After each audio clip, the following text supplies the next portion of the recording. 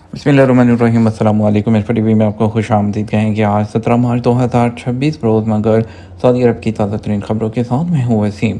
अगर आप भी सऊदी अरब की खबरें हासिल करना चाहते हैं, आप इन टी वी को सब्सक्राइब करें, बेल आइकन को प्रेस करें। आज के न्यूज़ बुलेटिन को मुकम्मल देखिएगा। शुरू करते हैं पहली खबर के साथ। मशरक़ वस्ती में जारी कशीदगी के बायस पाकिस्तान को 3 से 4 अरब डॉलर के नुकसान का खदशा। मशरक़ वस्ती कशीदगी के बायस पाकिस्तान को 3 से 4 अरब डॉलर नुकसान का खदशा। जंग जारी रहने की सूरत में लाखों पाकिस्तानियों के बैरून मुल्क रवानगी भी खटाई में पड़ गई है। तफसीलात के मुताबिक कशीदगी से पाकिस्तानी मुआशत ओवरसीज़ पाकिस्तानियों के मुतासर होने का खदशा है। पाकिस्तान के इंस्टीट्यूट ऑफ डेवलपमेंट इकनॉमिक्स ने खबरदार किया कि मशरक़ वस्ती की कशीदगी के बायस पाकिस्तान की तरसीलात ज़र में सालाना 3 से 4 अरब डॉलर की कमी का खदशा है। बैरून मुल्क जॉब्स और तरसीलात ज़र कम होने का इम्कान है। रिपोर्ट के मुताबिक तकरीबन 60 लाख पाकिस्तानी मशरक़ वस्ती में काम कर रहे हैं।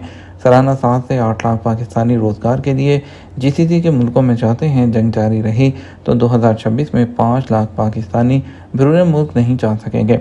डॉक्यूमेंट्स के मुताबिक इन मुल्कों से मज़ीद 5 लाख पाकिस्तानियों की वापसी का खदशा है। वापसी से पाकिस्तान के रोज़गार मार्केट पर दबाव बढ़ेगा। लीजी ममालिक पर ज़्यादा इन्हिसार मुआशरत के लिए ख़तरा है।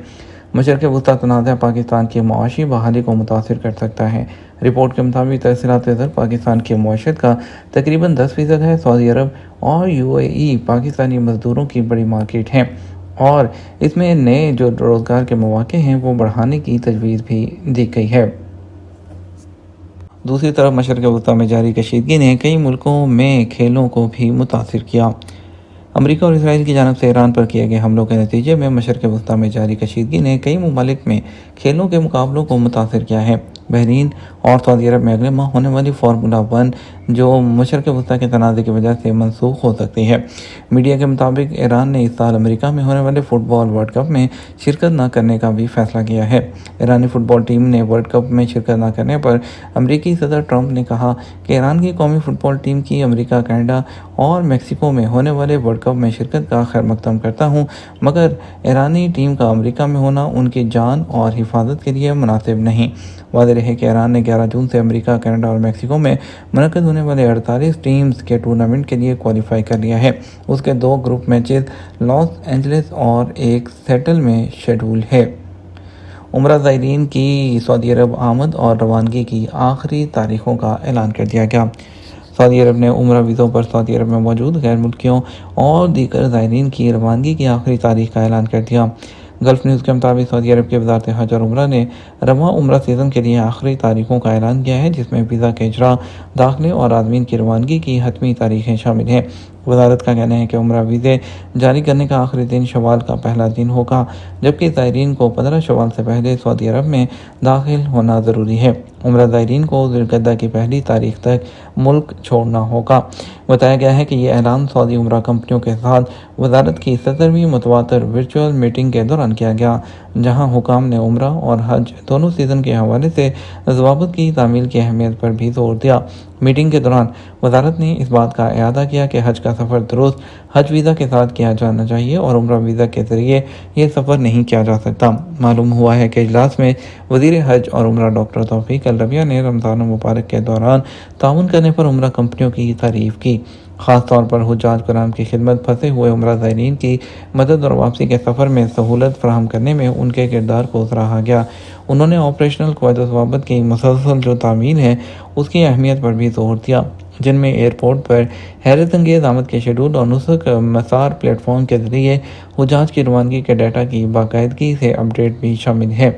बताया जा रहा है कि वज़ीर ने उम्रा सीज़न से कारकर्दगी के इशारियों का भी जायज़ा लिया और 2026 में तीसरे उम्रा और विज़िट फोरम की तैयारियों पर तबादला ख्याल किया, जिसका मकसद शराकत को मजबूत बनाना, महारत का तबादला करना और ज़ायरीन के लिए खिदमात को मज़ीद बेहतर बनाना है। वज़ारत ने कहा कि बाकायदा इजलास सेक्टर पार्टनर के साथ हमाहंगी को मजबूत बनाने और उम्रा ज़ायरीन के तजर्बे को बढ़ाने के लिए सऊदी अरब की विजन 2030 हिकमत अमली के मुताबिक हुज्जाज कराम को फराहम की जाने वाली खिदमात के मेयार को बेहतर बनाने की कोशिशों का हिस्सा है। तवक्कल ने एप्लीकेशन के ज़रिए मुश्तबा फ़ज़ाई अजसाम की इत्तला, सऊदी वज़ारत दिफ़ा की नई सर्विस। سعودی عرب کی وزارت دفاع نے توکل اپلیکیشن کے ذریعے مشتبہ جو فضائی مشاہدات ہیں اس کی اطلاع دینے کی سروس کا آغاز کر دیا۔ یہ سروس سعودی عرب میں مقیم شہریوں اور غیر ملکیوں کو کسی بھی جو مشتبہ فضائی مشاہدے، ڈرونز یا میزائل کی اطلاع دینے کا موقع فراہم کرتی ہے، تاکہ یہ اطلاعات ریکارڈ وقت میں حکام تک پہنچ سکیں اور وطن کے تحفظ اور اس کے وسائل کی حفاظت کے لیے فوری رد عمل کو یقینی بنایا جا سکے۔ اس حوالے سے سعودی وزارت دفاع کے ترجمان میجر جنرل ترکی المالکی نے وضاحت کی کہ یہ سروس شہریوں اور مقیم افراد کے دفاعی نظام کے ساتھ اہم کردار کے پیش نظر ان کے درمیان حقیقی شراکت داری کو فروغ دیتی ہے۔ میجر جنرل ترکی المالکی نے زور دے کر کہا کہ سعودی مسلح افواج سعودی عرب پر ہونے والے کسی بھی فضائی حملے یا جارحیت کا مقابلہ کرنے کے لیے جدید ترین صلاحیتوں کی حامل ہے۔ تاہم یہ سروس شہریوں اور مقیم افراد کو ہر اس چیز کی اطلاع دینے کا موقع دیتی ہے جو وطن کے لیے خطرہ بن سکتی ہے۔ یہ جدید ٹیکنالوجی کے استعمال میں ایک نمایاں پیش رفت ہے جس کے ذریعے سعودی شہری اور غیر ملکی خطرات کی نشاندہی کر سکتے ہیں۔ سعودی وزیر دفاع شہزادہ خالد بن سلمان نے مشتبہ فضائی مشاہدات کی اطلاع کی سروس کے آغاز پر ٹویٹر پر اپنے اکاؤنٹ میں لکھا کہ شہری اپنے شعور اور وطن کو نشانہ بنانے والی ہر چیز کے خلاف چوکسی کے ذریعے دفاع وطن میں شراکت دار ہیں۔ ہم انہیں دعوت دیتے ہیں کہ وہ توکل اپلیکیشن کے ذریعے نظر آنے والے میزائل اور ڈرونز کی اطلاع دیں۔ سعودی دفاعی نظام نے گزشتہ دنوں درجنوں ایرانی ڈرونز اور متعدد دشمن بیلسٹک میزائلوں کو ناکام بنایا تھا۔ شوال کا چاند بدھ 18 مارچ کو دیکھا جائے، سعودی سپریم کورٹ۔ سعودی عرب کی سپریم کورٹ نے کہا ہے کہ سعودی عرب میں شوال کا چاند بدھ 18 مارچ بروز 29 رمضان اس کو دیکھا جائے۔ سعودی پریس ایجنسی SPA کے مطابق سپریم کورٹ نے بیان میں سنت پر عمل کرتے ہوئے تمام مسلمانوں سے چاند دیکھنے کی اپیل کی ہے۔ بیان میں کہا گیا، کوئی بھی شخص شوال کا چاند خالی آنکھ سے یا دوربین کے ذریعے دیکھے، نظر آنے کی صورت میں اس کی اطلاع قریبی عدالت کو دے اور اپنی گواہی ریکارڈ کروائے۔ شوال کا چاند رمضان کے مہینے کے اختتام اور عید الفطر اس کے آغاز کا اشارہ دے گا۔ سعودی عرب اور بیشتر عرب ممالک میں 18 فروری کو رمضان کا آغاز ہوا۔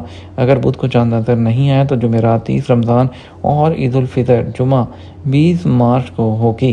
عید الفطر اسلامی کیلنڈر کے 10ویں مہینے شوال کے پہلے دن منائی جاتی ہے۔ یہ دن فیملیز کو اکٹھے ہو کر خوشی منانے کا موقع فراہم کرتا ہے۔ سعودی عرب کے ہر علاقے میں عید الفطر منانے کے لیے اپنی مخصوص روایات ہیں، تاہم ان سب میں جو چیز مشترک ہے وہ دعا، خیرات، مہمان نوازی، اچھا کھانا، عمدہ لباس، سجاوٹ اور رشتہ داروں کے ساتھ وقت گزارنا ہے۔ سعودی ولی عہد اور اماراتی صدر کا رابطہ، ایرانی حملوں سے صورتحال اور مزید خطرناک ہو سکتی ہے۔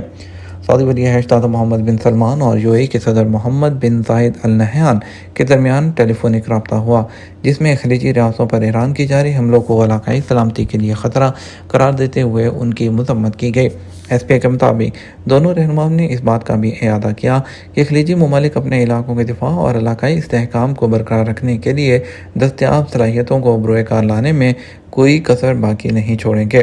یہ ٹیلی فونک گفتگو ایسے وقت میں ہوئی ہے جب سعودی عرب میں ایران کے سفیر علی رضا عنایتی نے ایک ٹویٹر پوسٹ میں ایران سے حملوں کا الزام ہٹانے کی کوشش کرتے ہوئے دعویٰ کیا کہ دشمن، جو کہ اسرائیل اور امریکہ کا حوالہ ہے، لوکاسٹ ڈرون کے نام سے ایرانی ساختہ شاہد ڈرونز کے بھیس میں ڈرونز بھیج رہا ہے۔ انہوں نے خلیجی ریاستوں پر حملوں سے انکار کرتے ہوئے زور دیا کہ ایران صرف امریکی اور اسرائیلی مفادات کو نشانہ بنا رہا ہے۔ ان کی پوسٹ نے بڑے پیمانے پر شکوک و شبہات کو جنم دیا ہے اور ناقدین نے نشاندہی کی ہے کہ ایران کی فوجی قیادت نے کھلے عام خلیجی ملکوں کو دھمکیاں دی ہیں اور امریکی اثاثوں پر حملوں نے قریبی شہری آبادیوں کو سخت خطرہ لاحق کیا ہے۔ خطے کے حکام کا کہنا ہے کہ فروری کے آخر میں شروع ہونے والی جنگ کے بعد سے ایران کی جانب سے ہزاروں میزائل اور ڈرون حملے کیے جا چکے ہیں، جن میں خطے بھر میں ہوائی اڈوں، بندرگاہوں، توانائی کے انفراسٹرکچر اور شہری علاقوں کو نشانہ بنایا جا رہا ہے۔ اقوام متحدہ کی سلامتی کونسل نے پچھلے ہفتے ایک قرارداد منظور کی تھی جس کو 15 میں سے 13 ارکان کی حمایت حاصل تھی اور اس کے لیے 135 ملکوں کا تعاون حاصل کیا گیا۔ اس قرارداد میں ایرانی حملوں کی مذمت کی گئی تھی اور فوری مجرمانہ کارروائیاں، دشمنانہ کارروائیاں روکنے کا مطالبہ کیا گیا تھا۔ الجوف پولیس نے سرحدی حفاظتی نظام کی خلاف ورزی کرنے والے افراد کو گرفتار کر لیا جو القریات میں بھیک مانگ رہے تھے۔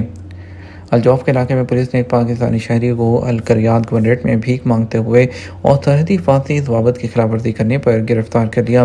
عوامی تحفظ نے عطیہ دہندگان پر زور دیا کہ عطیہ دینے کے لیے سرکاری پلیٹ فارمز کو یوز کریں تاکہ ان لوگوں تک پہنچے جو اس کے حقدار ہیں۔ وزارت داخلہ کی طرف سے یہ جو کوشش ہے ایک حصے کے طور پر سامنے آئی جس میں نمائندگی پبلک سیکیورٹی کرتی ہے۔